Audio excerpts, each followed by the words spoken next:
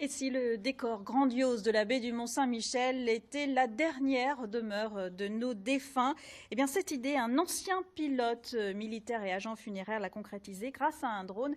Il propose de disperser les cendres au-dessus de la merveille. Reportage Nicolas Dalaudier, Joël Amar. Le soleil brille, le vent est léger, la visibilité est bonne, les conditions sont idéales. Jean va pouvoir faire décoller son drone et disperser dans la baie du Mont-Saint-Michel les cendres d'un défunt. Il est le seul en France et probablement au monde à proposer cette prestation. Si l'entreprise n'a que quelques mois, l'idée, elle, est née il y a 2 ans. L'idée vient du fait que j'ai travaillé il y a quelque temps dans une agence funéraire pour différentes raisons. Je suis resté 2 ans et comme je suis un ancien pilote militaire, il y a des personnes qui m'ont demandé, ils m'ont dit mais tu pourrais pas disperser des cendres en avion? J'ai trouvé ça un peu bizarre mais ça fait son chemin. Et puis d'avion je suis passé à ULM et du ULM je suis passé tout naturellement au drone. La loi interdit de garder les cendres d'un défunt chez soi. Par contre, elle autorise la dispersion en pleine nature, c'est-à-dire en mer, loin des côtes, ou dans un site qui ne soit pas privé, sur lequel il n'y a ni habitation, ni route ou activité humaine.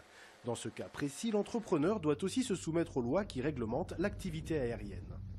En respectant la réglementation aérienne, on va que jusqu'à 1 km et 50 mètres de haut, et il peut rester en vol entre 10 et 15 minutes.